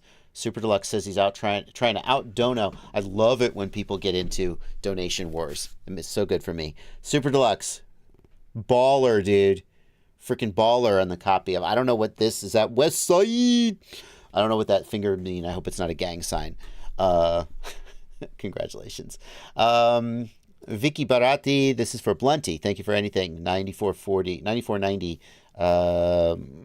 Myanmar, I think. Myanmar. Prepaying legal fees after I get a cease and desist. Yeah, $20. Bring it, mother. Okay, dial it down. Bring it. You freaking send a made-up cease and desist. You spend $100 and hire a real lawyer to write your cease and desist. Take 5 minutes to read it before you send it. Take 5 minutes to read it and make sure the sentences are grammatically correct. I mean, we had about 60 people in chat say state of Philadelphia. There's no such thing as the state of Philadelphia. That's in the letter. Oh my God, it's not the state of Philadelphia. I didn't even catch that. Yeah. Like, how incompetent. That's what pisses me off the most. Like, number one, somebody's trying to bully somebody I consider to number one, sort of be a friend. But if my friend was wrong, I would be like, bro, you're wrong. So number one, he's a guy who I'm inclined to defend because I like him. Number two, I think he's in the right. Number three, your attempt at bullying is pathetically, insultingly incompetent. Like, do it better. Hire a lawyer and send him a real cease and desist. I would at least respect you. Now, you know what I mean? Like, I would still think you were a bully, but I would at least think you were a man. Anyway, all right, too far. What's the difference between Crossfire V2 and Crossfire V3? Socks and Rocks wants to know. Is it something to do with the baud rate, right? What's Crossfire V3? Shit.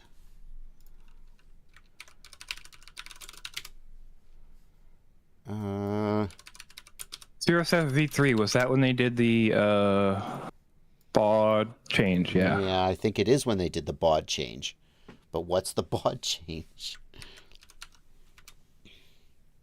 Crossfire V3 includes crossfire shot and reduces the latency between the radio transmitter even more. Okay, yeah, so that was the crossfire shot update. Crossfire shot. No, crossfire shot is Crossfire V2. No. Crossfire V3 includes crossfire shot, but further reduces the latency. I think by going to a higher baud rate, because wasn't there a version of Betaflight that didn't work with Crossfire V3 because the baud rate was wacky? Yeah, and Crossfire V3 is lower latency and uses a higher baud rate. It's going to be my final answer. No, the difference is not massively meaningful. Crossfire shot, I think, was a significant reduction in latency, though. All right. Are knockoff tips for the F888 worth it or get real? Thank you for $2. I mean, that's the Hako or Hako. I got to tell you, like, knockoff tips could be good, but a good soldering iron tip is going to last you years, probably. So I would, and a cheap one will just be a nightmare. The thing with soldering is you need to stack the deck in your favor. So like you want a good quality soldering iron, you want good quality leaded solder, and you want a good quality tip.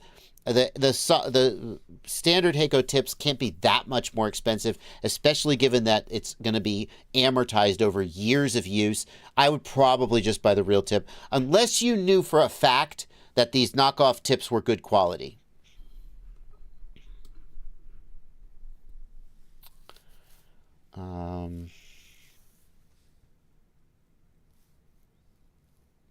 Run Puppy FPV says the first rule of drone camps is don't talk about drone camps.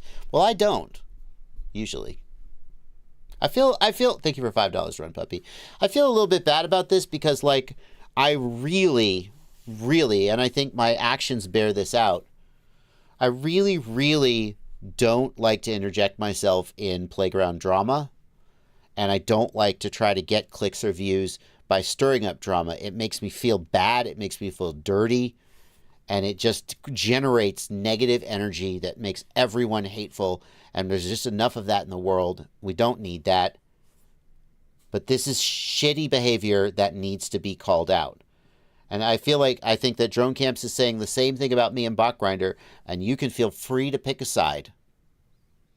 Unfortunately, this is a case where I think, just quietly letting it slide and not putting your head up, I didn't feel was the right thing to do.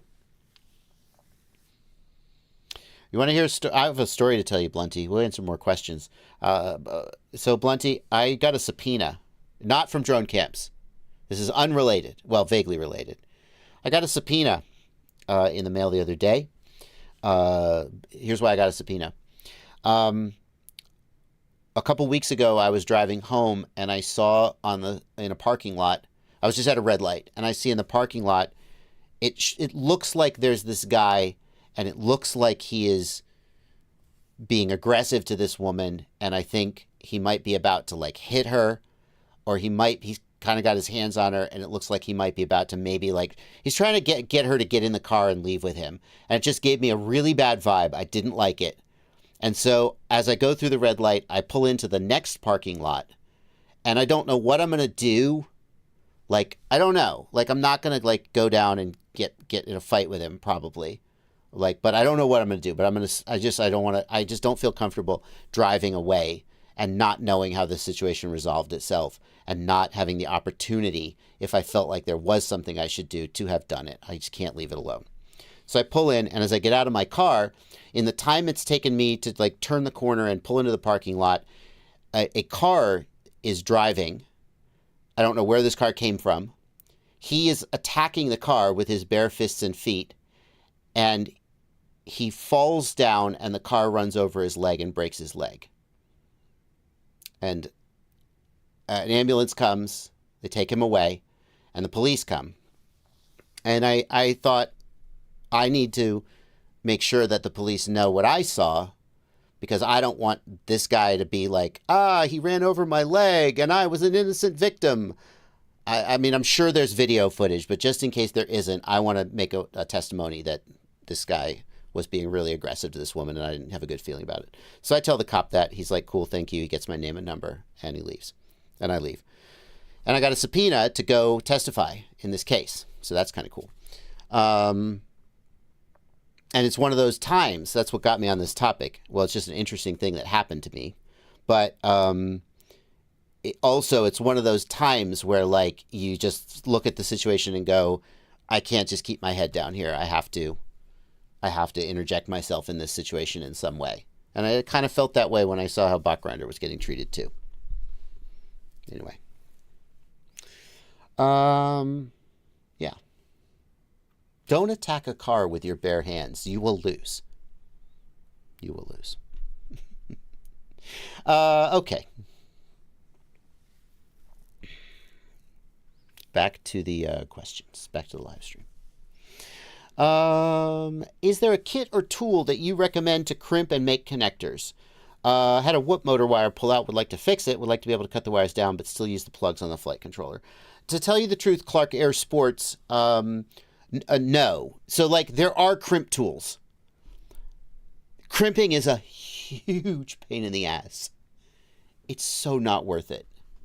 Like, I would buy a new connector and solder it on before I tried to crimp and make these tiny connectors. It's a huge pain in the ass. You can usually, if you go to a website like Mauser or DigiKey, you can usually get pre-crimped wires and just solder them on and splice them, or pre-terminated connectors. That's what I would say. There are crimp tools, and if you know the name of the connector, like if it's an SH 1.0, you go search for SH connector crimp tool, and you'll find them. And you can, but, like, it's so tiny, and it's, like, really a pain in the ass. Oh no. Oh no, that's happening.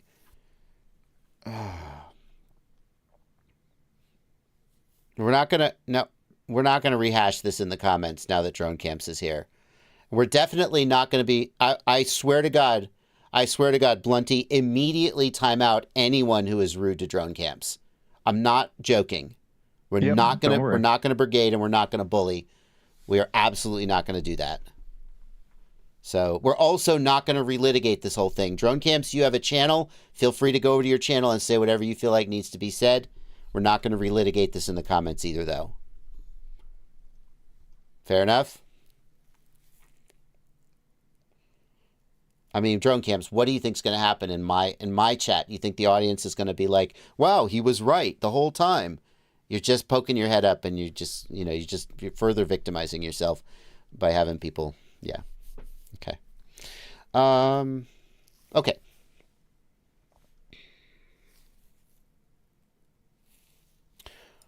What is the best analog FPV external receiver to plug to a screen and get the best signal possible?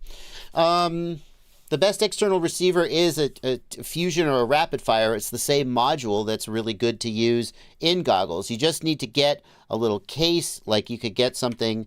Well, you know what's a great one, actually? The Sky Zone. What's the Sky Zone standalone? Yeah, here it is. You know what a good one is? You could put any receiver You can put any receiver inside a case, but this one comes in a case and is pretty good. What about the SkyZone SteadyView X? It's made to be standalone. Yep. It's made to be standalone. Maybe that one.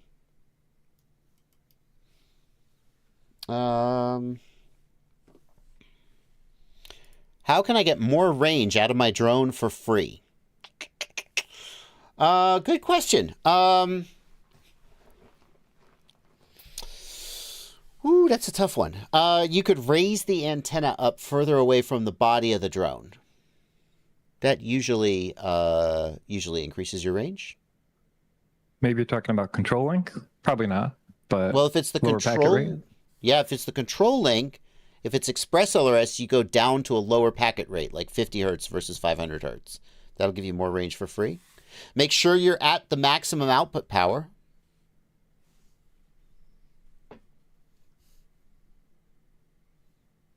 Yeah. Why won't solder stick on the ESC with holes? It works fine on the plain gold practice boards. The lively chap, the hardest pad to solder to on an ESC is the ground pad, the ESC negative pad. And the reason for that is that the ESC has what's called a ground plane. The ground plane, P-L-A-N-E, the ground plane is just a copper sheet that covers all through the whole PCB. And that's just so much copper that it soaks the heat away from your iron.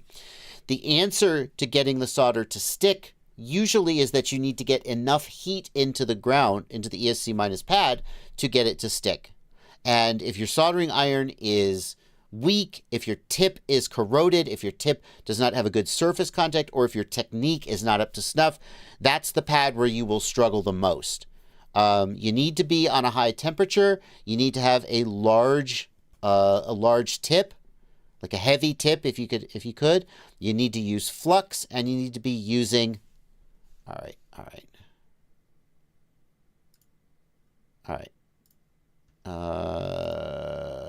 We're not doing this. Justin, with all due respect, I'm timing you out. It's just a distraction. It's not going to go anywhere good. It's just not going to go anywhere good right now. It's just a distraction. I feel like I know where your head is at, because my head has been there too, where you can't look away from the drama, and that involves also putting yourself in situations where you're taking further abuse, and you just need to go and you just need to go. You need to go. And I'm putting you in timeout for that reason. I mean, by abuse, I don't mean cyberbullying. I don't want to sound like I agree with your casting yourself as the victim. I do not agree with that. I do not think you're being cyberbullied. I think that a creator who is much smaller and less influential than you made a very minor criticism and you overreacted. That's not cyberbullying. And I don't think that the abuse or victimization I'm talking about that you receive here in the chat is cyberbullying. I think it is extremely mild, but it's just a distraction. I think you just I don't know why. I think you're in a headspace where you just are seeking that out. Because probably because it reinforces, you put yourself in a situation where you need to feel like the victim. You have fucked up and made yourself look bad, and now the only way for you to get out of it is to double down on your own victimization, and now you're putting yourself in situations where you will further be victimized, even in extremely mild ways, because it reinforces that, and we're not going to do that. Thank you. I'm sorry, it took me a minute to get around to what I wanted to say, but that's why I'm timing you out. So you need a hot soldering iron, you need flux, you need good quality leaded solder. Okay. How do I go on learning flippy floppy tricks? I feel like I hit a wall on how to proceed to get better. Tricks are pure chaos. So yeah, well, I'm hardly a guy to talk because I have also, struggled with learning some flippy floppy tricks. Persistence is a big part of it. If you can find a trick tutorial and try and emulate the trick tutorial, practice it in the simulator first so you're not crashing a real drone. And sometimes it just takes a lot of reps, you know? Sometimes it takes a lot of reps to get a trick down. But, you know, just sort of acknowledge that I'm going to work on this trick. That you see somebody do a trick and you go, that's really cool. Okay, first thing to do is lock on to that. The desire in your heart to be able to do that trick, because that's what's going to get you through the slog of learning to do the trick. So you're like, oh, that's so cool. Okay, I'm going to learn to do that. And then you pull out, you go back and you freeze frame it and you slow-mo it. You slow it down and you watch which way the quad is moving. And then you open up a simulator and you try to do it. You try and break the trick down into little things, piece by piece by piece.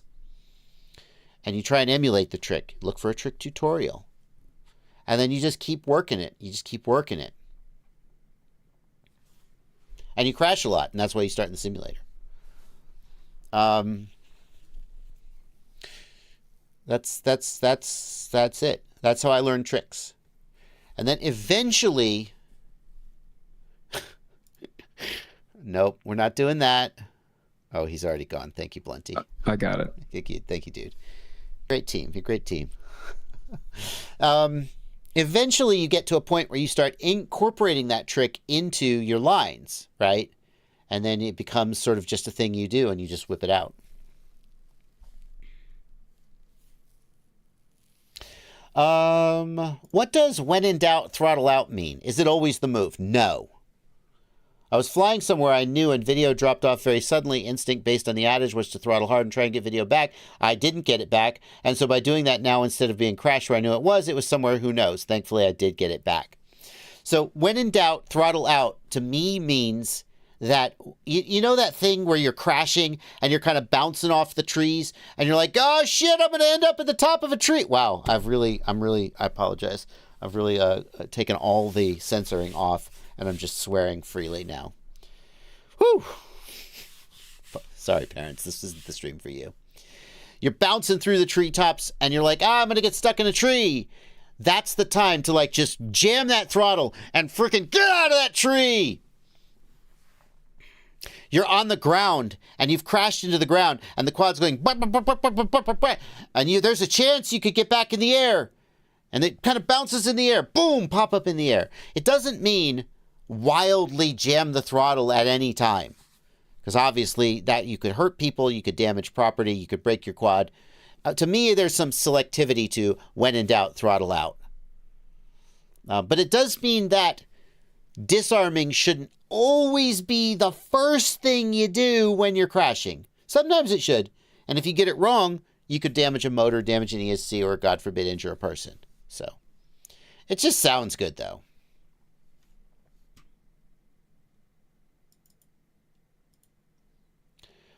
Bud Skycam says, has anyone actually used MSP to do return to home in beta flight? I can't find anyone who's made it work. Skycam, there was a bug. The bug is fixed in beta flight 4.5 RC2. Okay? The Phoenix MRID guys worked with the beta flight devs to get the bug resolved. If you have had it not working previously, I'm going to guess you weren't on RC2. So that's the thing. People in the comments below that video are like, it doesn't work. It didn't work. Now it works. Okay? Phoenix MRID specifically mentions this in their installation guide and their notes. Okay?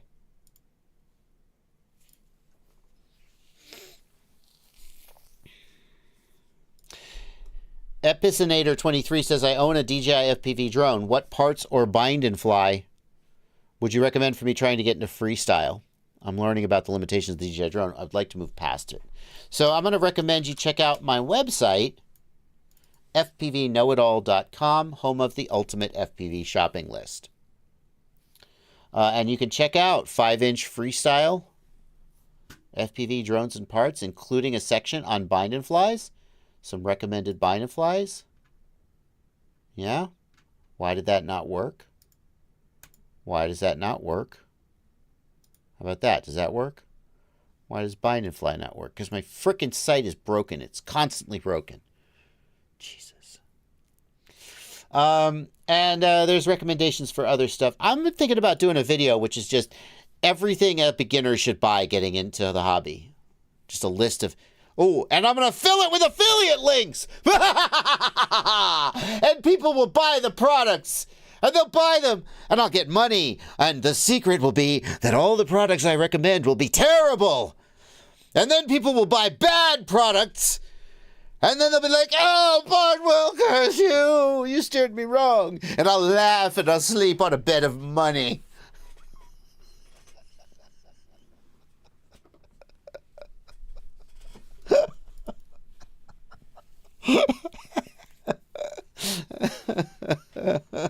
Somebody clip that.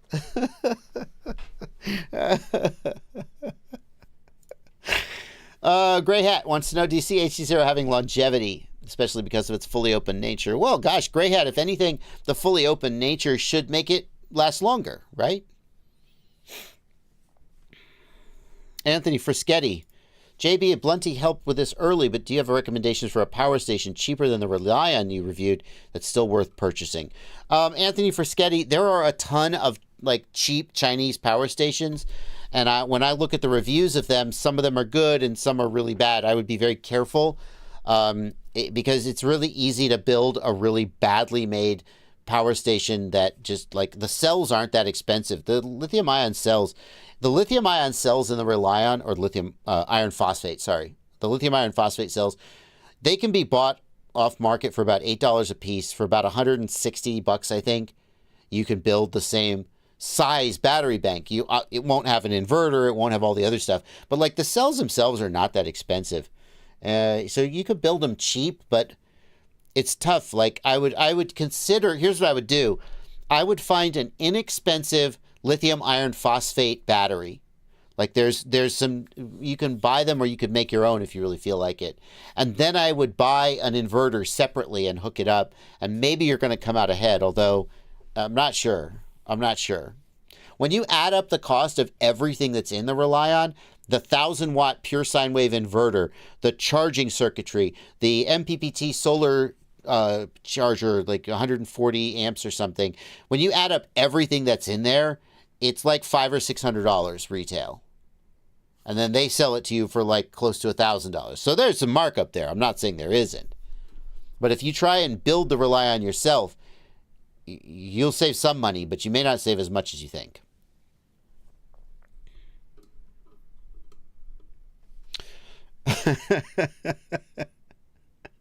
No comment. Okay, we're coming to the end of the stream. It's 9:45. Let's get the last super chats out of the way, or the last, some of the last. Would you ever make an FPV wing video? Thank you for $2, Ben FPV. Ben, I've flown wings in the past, and I love FPV, and I love multi-rotors. I haven't been that into flying wings lately, but you never know. I'm definitely not like in a hurry to do that. Right now, I got plenty of other stuff to work on. Bud Skycam. Yes, I have not used Return to Home through MSP. I didn't say that I had. I never represented that I had. You are correct. I am going off of what the Phoenix guys said, and I am saying that's what they said. That is correct. You have correctly, adequately described the situation. So, yes, good for you. Why don't go test it? Go test it. Why don't I go test it? Well, because the freaking quad is in pieces on the table, and I have other things to do. The truth is, I was leaving for a trip. I was leaving for a trip on Sunday. Oh no, sorry, on Thursday. I finished recording that video like on Wednesday, and was like, and didn't put the quad back together and test it. Nothing in the video is inaccurate. Why do you think it doesn't work? When the Betaflight devs... Because he got a refund from Flight Test, because he couldn't make it work, and Flight Test was like, okay, give me the thing back and I'll refund you. Right. Was he on 4.5 RC2? I have no idea. He just said it in the chat, so I'm giving context. And he thinks you're wrong because he couldn't get it to work. So obviously everybody can get it to work, and you're totally wrong, and everybody needs to return their modules and bullshit.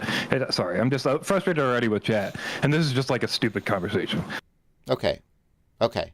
You couldn't get it to work. Phoenix says it works and says they've tested it. Now, either they're lying or you just didn't know how to set it up correctly. Well, I guess we'll never know.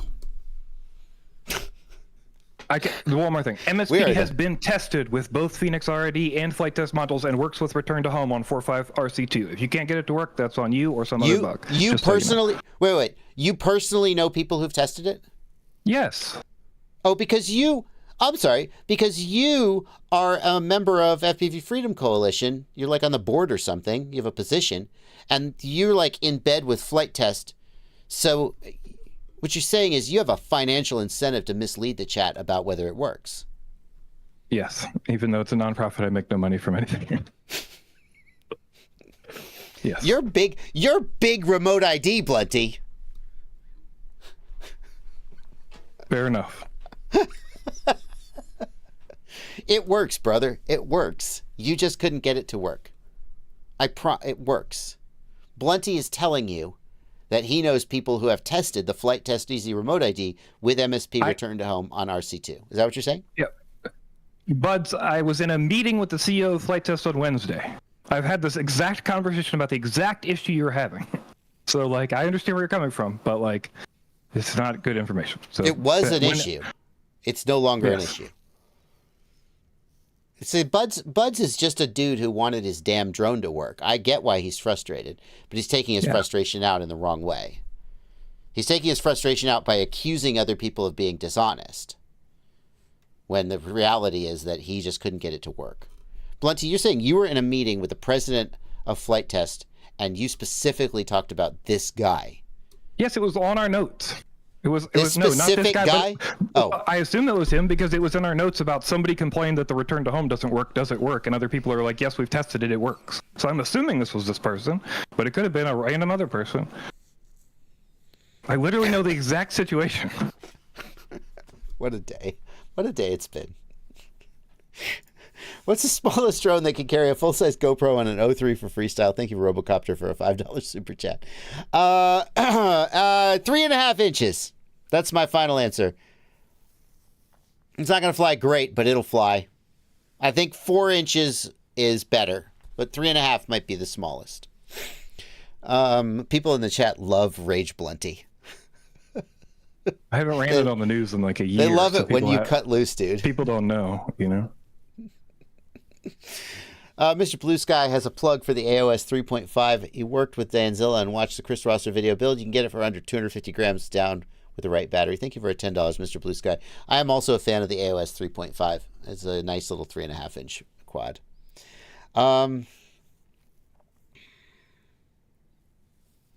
CB Runner says, I came for the tech support. I stayed for the drama. Yeah, well, normally we are above the fray, but today we're getting down in the mud. What the hell? You know, you got to do it sometime. Thank you for $5, CB Runner. Rick LaBanca, bonus hazard pay. Thank you for $5. Y'all better not be victimizing me. That's all I have to say.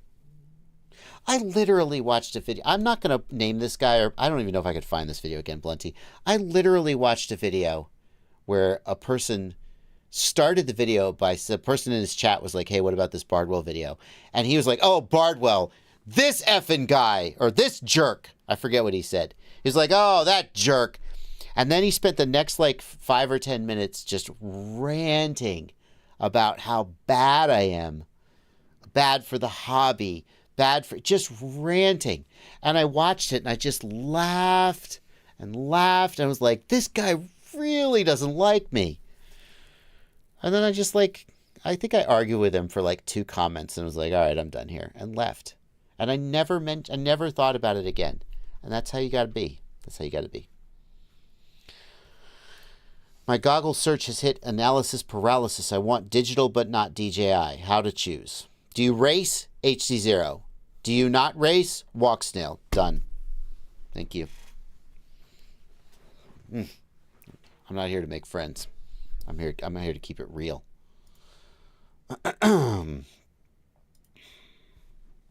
Continuing, that's the super chats. We'll continue with the queued questions. How does the Radiomaster RP4TD receiver work without Gemini?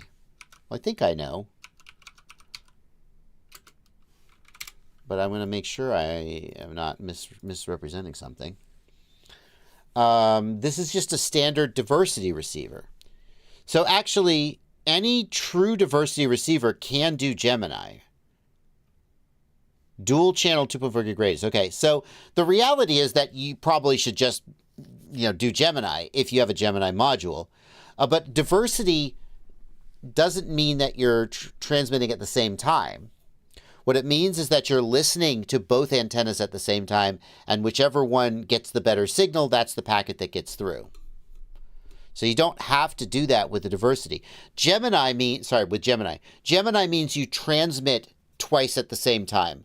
Gemini is transmit diversity. This is receive diversity. Receive diversity is still useful even if you don't have transmit diversity because you have two antennas. So one antenna could be on one side of the quad, one antenna could be on the other side of the quad. And that way when the quad turns so that one antenna is blocked, the other one still gets signal. Receive diversity is still useful even if you don't have transmit diversity. So this diversity receiver is still useful even if you're not doing Gemini. Why do you wear summer shirts? You don't have winter in your area. We do have winter. This morning it was 26 degrees. If that's Fahrenheit. Sorry, people who live in Celsius. Sorry, everyone in the whole world. This morning it was 27 degrees outside, but this afternoon it was... Hang on. No, I don't want the forecast. I want the past cast. Can you go back? Can I get the hourly... history? No. It got up to like 65 degrees today in the sun. It was really warm today. It was beautiful. I went out for a walk around 5:30 and the sun was going down. It was a little chilly and I wore a light coat. A light jacket. 5 minutes to go. Any news on walk snail audience mode? Yes, it has worked for... How long has it worked? It's worked for a long time. How long has audience mode worked? It's been a while.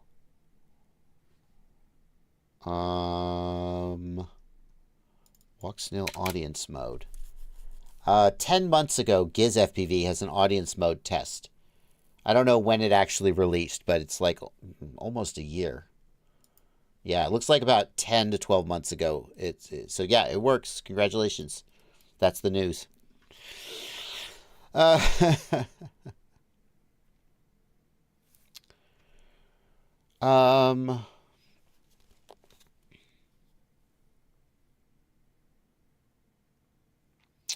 do not have a walkthrough video of the Betaflight app for Android, and the honest reason why is that it's annoying to sideload apps.